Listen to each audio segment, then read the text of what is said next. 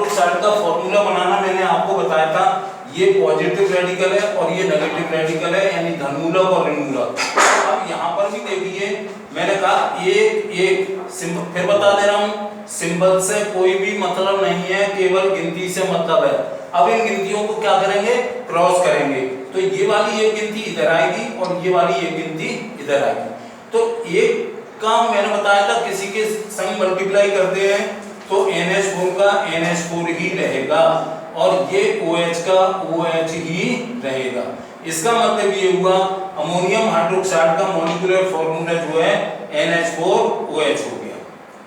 ऐसे करके मैं दो उदाहरण और देना चाहूंगा जहां गिनती अगर बराबर आ जाए तो मतलब कैसे करते हैं इनको।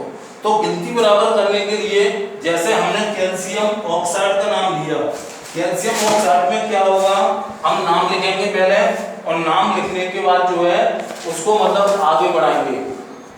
तो कैल्शियम ऑक्साइड में ये वाला बिगाड़ रहा हूं, ये मैं वो फॉर्मूला तो मैं समझाने जा रहा हूं जहां दोनों संयोजकताएं बराबर होती हैं। जैसे मान लो फॉर एग्जांपल मैंने लिखा कैल्शियम हाइड्रोक्साइड, कैल्शियम कार्बोनेट, क्या लिखा नाम, कैल्शियम कार्बोनेट। अब क्या करेंगे बोलो, हाँ कैल्शियम कार्बोनेट के नीचे तो कैल्शियम का सिंबल लिखेंगे और कार्बोनेट के नीचे क्या लिखेंगे, सिंबल नहीं है, ये प्रतीक नहीं है, ये सूत्र है, क्योंकि इसमें अंग्रेजी के दो बड़े अक्षर आ गए इसलिए सूत्र हुआ और ये प्रतीक हुआ। अब इसके बाद इसके ऊपर इसकी संयोजकता लिखेंगे प्रत्येक तत्व की, या यौगिक की, ये 2 - ये भी जैसे एक बराबर थे ऐसे ये 2 और 2 बराबर है, ऐसे 3 और 3 बराबर हो सकते हैं। 3 और 3 बराबर वाले भी एक समझाऊंगा उदाहरण। तो यहाँ पर एक ही एक मानेंगे, क्यों, 2 बन जा 2 और 2 बन जा 2, वही एक आ जाएगा। ऐसे अगर 3 3 हो दोनों तरफ संयोजकता तो 3 बन जा 3 और 3 बन जा 3, एक रह जाएगा। एक रहने का मतलब है कि ये वाला एक आएगा कैल्शियम के पास और ये वाला एक आएगा कार्बोनेट के पास, तो तुम्हारा फॉर्मूला बन जाएगा CaCO3। ये कैल्शियम कार्बोनेट है। इसे आगे से ध्यान रखना है, जब मैं रासायनिक समीकरण समझाऊंगा, इसे चूने का पत्थर यानी लाइमस्टोन, संगमरमर, खड़िया, चौक, ये सारे नाम इसी कैल्शियम कार्बोनेट को ही देते हैं और इसका ये फॉर्मूला आगे तक ध्यान रखना, मतलब ये बनाने को आ सकता है। अब जैसे हम बता दें, तीसरा एक सूत्र बता रहा हूं मैं, फेरिक नाइट्राइड, फेरिक नाइट्राइड, ये मैं वो समझाने जा रहा हूं जहां दोनों तरफ संयोजकताएं बराबर आती हैं। एक वाला तो मैं उदाहरण बताया था, ये 2 वाला उदाहरण है। अब ये 3 3 संयोजकता वाला एक उदाहरण बता रहा हूं। फेरिक, ये देख लेना, ये परिवर्तनशील संयोजकता वाला तत्व है, इसका एक नाम और है, वो है फेरस। अस, इसके नाम के पीछे क्या निकल रहा है, अस, और इसके नाम के पीछे क्या निकलेगा, एक। तो अस वाले की संयोजकता होती है कम और एक वाले की संयोजकता होती है ज्यादा। तो यहाँ सिंबल वही रहेगा, प्रतीक वही रहेगा, आयरन, लोहा, इसका लैटिन नाम होता है फेरम, इसलिए Fe, फेरिक का सिंबल क्या हो गया, Fe, और नाइट्राइड का सिंबल हो गया N। ये Fe पर चलेंगे 3 प्लस के और नाइट्राइड पर चलेंगे 3 माइनस के। अब ये दोनों देखो संयोजकता कैसी है, बराबर। यहाँ उदाहरण जो बताया था, यहाँ संयोजकता कैसी थी, बराबर, और एक का बताया था, वहां भी संयोजकता कैसी थी, बराबर। तो ये भी हम काट सकते हैं, एक ही गिनती से काटते हैं, 3 बन जा 3 और 3 बन जा 3। देख लो वो एक आ गए। एक आने का मतलब क्या है, हमारा फॉर्मूला वही रहेगा, यानी इसका फॉर्मूला क्या हो जाएगा, FeN। ये बनाते हैं। अब हम एक ऐसा मतलब बनाने की कोशिश करेंगे जहां दोनों की संयोजकताएं अलग अलग हो, जहां दोनों की संयोजकताएं अलग अलग हो। अलग अलग से मतलब क्या होता है, जैसे अभी तक तो तुमने 1 1 2 2 3 3 वाले पढ़े थे, मतलब इनकी संयोजकताएं अब कैसी आएंगी, अलग अलग आएंगी। ये मैं बिगाड़ रहा हूं, अब दोनों संयुक्ता अलग वाले से हम मॉलिक्यूलर फॉर्मूला कैसे ज्ञात करेंगे? जैसे हमने लिया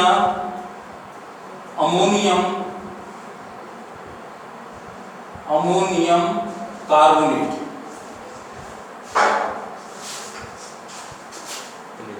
तो ये कौन सा मूलक है? धनमूलक। ये कौन सा मूलक है? ऋणमूलक। तो अमोनियम का सूत्र लिखेंगे, यहाँ प्रतीक नहीं होता अमोनियम का, क्यों? अमोनियम के फॉर्मूला में NH4 आता है। अब ये NH4 का मतलब हो गया, ये सूत्र क्यों है? ये सूत्र इसलिए है क्योंकि इसमें नाइट्रोजन N और H दोनों बड़े अक्षर हैं अंग्रेजी के, कैपिटल। ऐसी कार्बोनेट का भी क्या होगा? सूत्र होगा। इसका फॉर्मूला क्या है? CO3। इसमें भी C बड़ा है अंग्रेजी का अक्षर है और O बड़ी अंग्रेजी का अक्षर है, तो ये भी सूत्र हो गया, प्रतीक नहीं है। अब इसकी संयोजकता है 1+ और इसकी संयोजकता है 2-। अब ये देख लो, यहाँ पर स्पष्ट दिखाई दे रहा है दोनों तत्वों, दोनों में यौगिकों की संयोजकताएं अलग अलग हैं।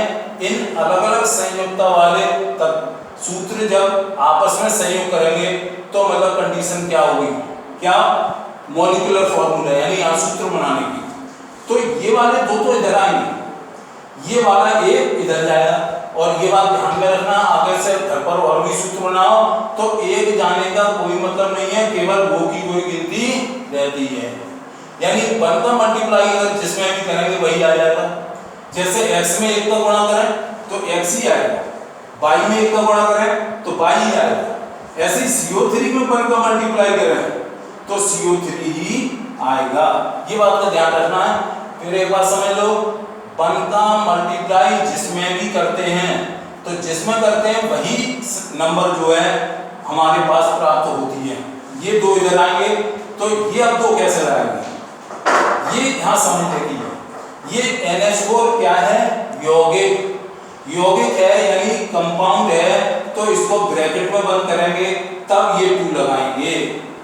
अगर ये तत्व होता, प्रति परमाणु एटम होता, तो उसके सहारे से ही लिख देते अमोनियम, और ये एक इधर जाएगा तो क्या रहेगा? CO3। तो इसका मतलब अमोनियम कार्बोनेट का मॉलिक्यूलर फॉर्मूला जो हो गया वो क्या हो गया? NH4 का होल्ड का है CO3। अब देखो इसको मतलब क्या करते हैं, एक उदाहरण और लेते हैं जहां पर ब्रैकेट नहीं लगता है। अगर मान लो हमारे पास ये होता सिल्वर कार्बोनेट, सिल्वर कार्बोनेट, पहला नाम कौन से मूलक का होता है? धन मूलक का। दूसरा नाम ऋण मूलक का, सही है। अब सिल्वर का नीचे क्या लिखेंगे? सिल्वर का नीचे लिखेंगे प्रतीक। सिल्वर का लैटिन नाम जो है वो है अर्जेंटम। अर्जेंटम ये लैटिन नाम से बना इसका प्रतीक, और अर्जेंटम का मतलब क्या हुआ? ये अर्जेंटम, इसका होगा Ag। इसका प्रतीक क्या होगा? Ag। तो सिल्वर के नीचे हम क्या लिख लेंगे? Ag। कार्बोनेट के नीचे वही ऊपर जो लिखा था CO3। अब ये तो है 1+ और ये है 2-। अब कोई संयोजकताओं को क्रॉस करना है तो ये 2 गिनती जो है इधर आएगी और 1 गिनती इधर जाएगी। अब देखो Ag2, क्योंकि यहाँ पर ये तत्व है, सूत्र नहीं है, तो सूत्र अगर होता यानी 2 अंग्रेजी के बड़े अक्षर होते या उससे ज्यादा होते या छोटे बड़े होते तो हम ब्रैकेट लगाते, अन्यथा नहीं लगाते हैं। तो Ag चूंकि एक तत्व है इसलिए 2 इसी के सहारे से लिख देंगे। क्या लिखेंगे? Ag2 और CO3, ये वाला सूत्र बन करके आ जाएगा। इसको कहेंगे हम सिल्वर कार्बोनेट। अब हम इन्हीं, जब तक ये नहीं सीखेंगे अणुसूत्र बनाना तब तक हम रासायनिक समीकरण नहीं बना सकते हैं, क्योंकि इन्हीं के संयोग से क्रिया कारक क्रिया करके क्रियाफल का निर्माण करते हैं तो उसे रासायनिक समीकरण कहते हैं। अब मैं रासायनिक समीकरण के बारे में तुम्हें जानकारी दे दूं पहले, उसके बाद रासायनिक समीकरण अगर ये बनाने आ जाते हैं, ये से मतलब अणुसूत्र यानी मॉलिक्यूलर फॉर्मूला बनाने अगर आ जाते हैं तो तुम रासायनिक समीकरण आसानी से लिख सकते हो। अब कैसे लिखेंगे रासायनिक समीकरण? रासायनिक समीकरण के लिखने के दो कायदे हैं। पहले मैं एक जनरल फॉर्मूला बता रहा हूं तुम्हें, वो सामान्य फॉर्मूला या सामान्य सूत्र जो है वो मतलब जो चलेगा उससे देखना। हमने बीच में लगा दिया एरो, इधर लिख दे क्रिया कारक, क्रिया कारक, और इधर लिख दिया क्रियाफल, क्रियाफल यानी रिएक्टेंट, और ये हो जाएंगे प्रोडक्ट। एक छात्र से मैं प्रश्न कर रहा हूं, क्रिया कारक का मतलब क्या है? when two or more than two element react with each other then form the product। अगर दो या दो से अधिक तत्व अथवा यौगिक आपस में क्रिया करके जो परिणाम प्राप्त होता है वो क्या कहलाता है? प्रोडक्ट। तो ये ध्यान रखना है, ये जहां हमने एरो लगाया है उसके बाएं हाथ की तरफ यानी लेफ्ट साइड में रिएक्टेंट को लिखते हैं और राइट हैंड पर हम क्या लिखते हैं? प्रोडक्ट को लिखते हैं, सीधे हाथ की तरफ, सीधे हाथ पर। अब अगर आप देखें, मैं बोर्ड की तरफ फेसिंग टू ब्लैक बोर्ड खड़ा हूं, ये हमारा कौन सा हैंड है? Right hand, RIGHT, right hand है। तो राइट हैंड पर हम क्या लिखेंगे? प्रोडक्ट, और लेफ्ट हैंड पर क्या लिखेंगे? ये। तो इस बात का ध्यान रखना है। अब इसके आधार पर क्वेश्चन कैसे करेंगे? अब मान लो जैसे मैं एक लिख रहा हूं क्वेश्चन के रूप में, व्हाट हैपेंस व्हेन, यानी क्या होता है जबकि, क्या होता है जबकि। अब क्या होता है जबकि का मतलब क्या होगा? What happens when.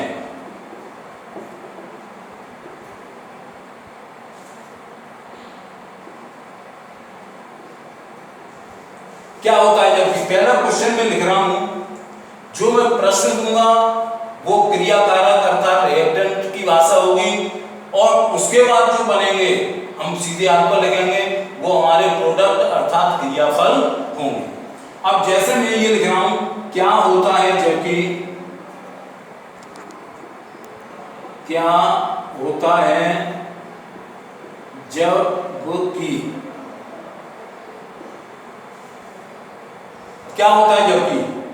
सो पहला क्वेश्चन ये है, कास्टिक सोडा पर, कास्टिक सोडा पर नमक के अम्ल की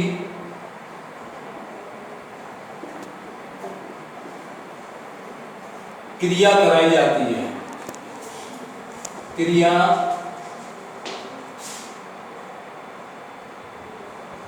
कराई जाती है। ये देखो जो मैंने भाषा बोली है, ये भाषा तुम्हें किसकी तरफ लिखनी है? क्रिया कारक की तरफ, यानी रिएक्टेंट, क्रिया कारक। अब क्रियाफल कैसे बनेंगे? मेन चीज समझने की यही है। क्रिया कारक जब दो या दो से अधिक तत्व अथवा यौगिक आपस में क्रिया करके जो प्रोडक्ट, जो फल बनाते हैं वो क्रियाफल कहलाता है। when two or more than two element or product are react with each other then forms the product। जैसे मान लो उदाहरण पहला समझ लो, जैसे तुमने चीनी और पानी मिलाया, तो चीनी और पानी जो क्या क्या कहलाएंगे? क्रिया कारक कहलाएंगे। हमें क्या मिलेगा भाई चीनी और पानी मिलाने से? हमें शरबत मिलेगा। तो शरबत जो है वो हमारा क्या कहलाएगा? क्रियाफल कहलाएगा। ऐसे ही यहाँ पर जो मैंने भाषा लिखी हुई है, इस भाषा को मतलब जब लिखेंगे सूत्र या प्रतीक के रूप में शो करते हैं तो वो केमिकल इक्वेशन यानी रासायनिक समीकरण कहलाते हैं। अब हम इस कास्टिक सोडा, अब इसमें पहले रासायनिक नाम छांटो और अंडरलाइन कर लो। ये कास्टिक सोडा, और एक नमक का अम्ल यानी हाइड्रोक्लोरिक एसिड, और कास्टिक सोडा को ही कहेंगे हम NaOH यानी सोडियम हाइड्रोक्साइड। अगर तुम पे नहीं आता है तो पहले रिएक्टेंट में यानी क्रिया कारक में जो रासायनिक नाम आए हुए हैं उनके मतलब सूत्र जो है ऊपर वाले कायदे से, यानी अणुसूत्र बनाना तुमने सीखा तो उसमें हमने किस प्रकार से बनाया था, NaOH हमने ये बनाया, इसको सूत्र या प्रतीक के रूप में लिख दिया। अब चूंकि रिएक्टेंट एक से ज्यादा है, मैंने डेफिनेशन में कहा था 2 और मोर देन 2 एलिमेंट और compound react with each other than form the product. तो NaOH प्लस अब नमक के अम्ल का है HCl। देखो ये 3-4 अम्ल हैं तुम्हारे, इनके सूत्र जरूर ही ध्यान रखना है, क्योंकि क्रिया कारक में किसी न किसी अम्ल की क्रिया कराते हैं तो ये सब काम में आएंगे। अब 3 है, एक हाइड्रोक्लोरिक एसिड यानी इसका फॉर्मूला है HCl, एक सल्फ्यूरिक एसिड यानी H2SO4, एक तीसरा है नाइट्रिक एसिड यानी सोरे का अम्ल, इसका फॉर्मूला है HNO3, एक तुम्हारा मतलब आता है एसिटिक एसिड यानी सिरके का अम्ल, तो उसका सूत्र है CH3COOH। एक फार्मिक एसिड और चलेगा, फार्मिक एसिड का सूत्र है H2CO3। एक ध्यान रखना, एक चैप्टर जो केमिस्ट्री का तुम पढ़ोगे या मैं पढ़ाऊंगा तब उसमें बताऊंगा चींटी के डंक में मतलब जब काट लेती है तो वहां पर दर्द और जलन होती है, क्यों? तो वो अम्ल होता है उसमें चींटी के डंक में, तो वो फार्मिक अम्ल होता है, तो वो मतलब अम्ल जो है मतलब उस जगह सूजन और दर्द होने लगता है, और इसको दूर करने के लिए हम इसको उदासीन करने के लिए यानी न्यूट्रल करने के लिए किसी अम्ल के प्रभाव को क्षार से यानी बेस से क्रिया करा दोगे तो वो उदासीनीकरण अभिक्रिया हो जाएगी। अभी बताऊंगा इसके बाद, पहले ये समझो, ये उदासीनीकरण अभिक्रिया यानी न्यूट्रल रिएक्शन कहलाता है, न्यूट्रलाइजेशन भी कहलाता है। ये NaOH क्या है, ये है क्षार, क्योंकि इसमें OH आ गया पीछे जब OH यानी हाइड्रोक्सिल ग्रुप आ जाता है तो वो कहलाता है क्षार। इसमें H धनायन है तो ये कहलाएगा अम्ल। पहले यहाँ शॉर्ट में एक डेफिनेशन समझ लो, उदासीनीकरण अभिक्रिया, उदासीनीकरण अभिक्रिया, ये एग्जाम में भी पूछते हैं।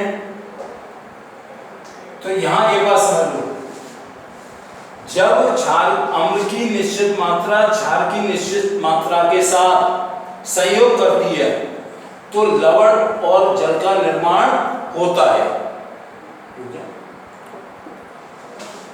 तो जब क्षार की निश्चित मात्रा अम्ल के साथ निश्चित मात्रा में संयोग करती है तो क्या बनता है, लवण और जल।